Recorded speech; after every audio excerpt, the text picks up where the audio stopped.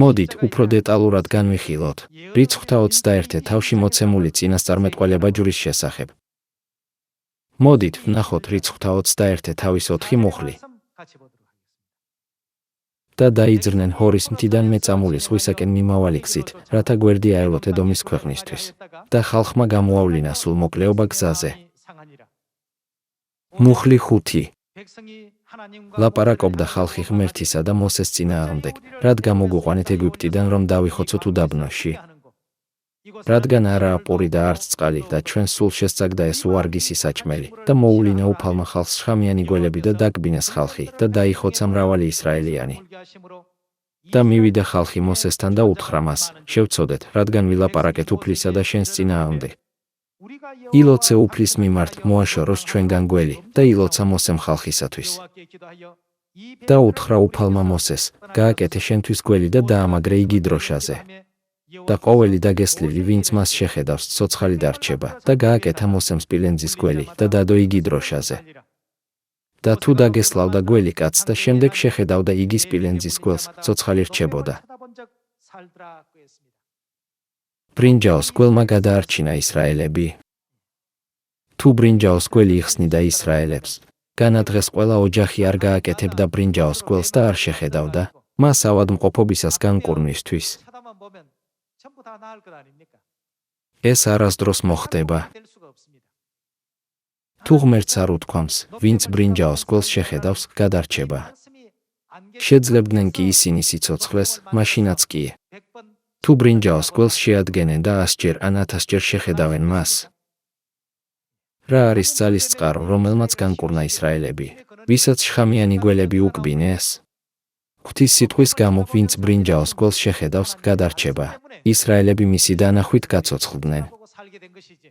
მათთვის უაზრო და უსარგებლო იქნებოდა ბრინჯაოს გველისთვის 1000-ჯერ შეხედვა, თუ ღვთისგან ასეთი სიტყვა არ იქნებოდა ნათქვამი.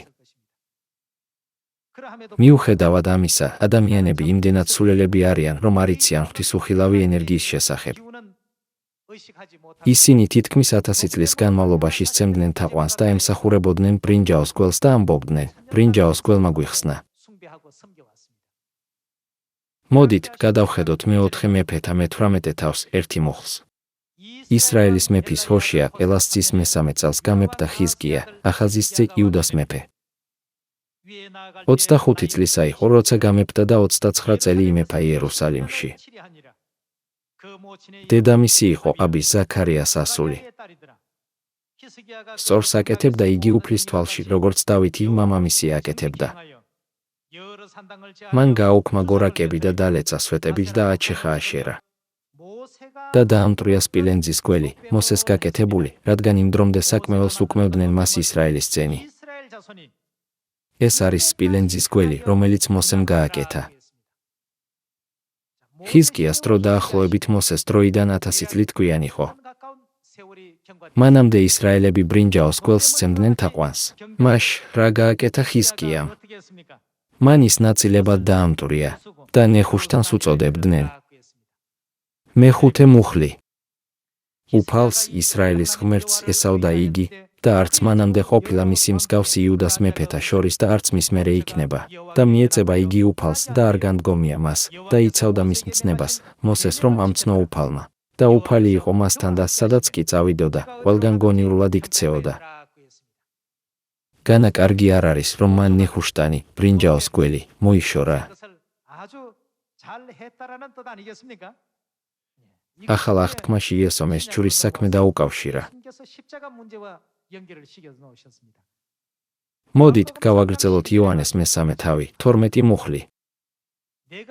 თუ მიწიერზე გითხარით და არ გწამთ, როგორ იწამებთ, ზეციერზე რომ გითხრათ?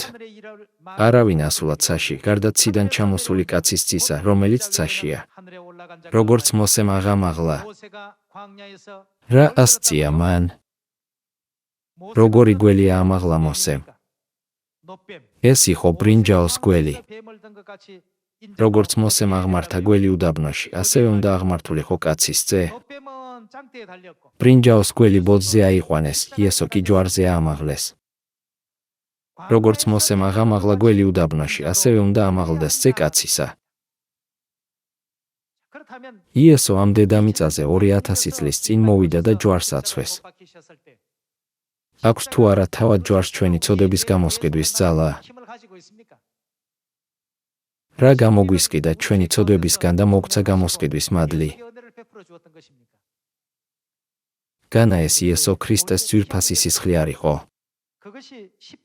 მაშინაც კი, თუ სისხლი ჯვრის გარდა სხვა გზით დაიღვარა, მისი სისხლი ძვირფასია. ჩვენ არ გვჭირდება ჯვარი ჩვენი ცოდვების მოსატევებლად. ისრაელებმა უგულებელყოს ღვთის სიტყვა, როცა ამას შეხედავთ, იცოცხლებთ.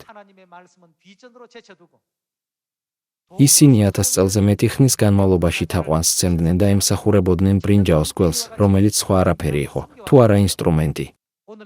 რა სცემენ თაყვანს დღეს მსოფლიოში რელიგიური ადამიანები იესო ქრისტეს ძვირფასი სისხლის საფარქვეში?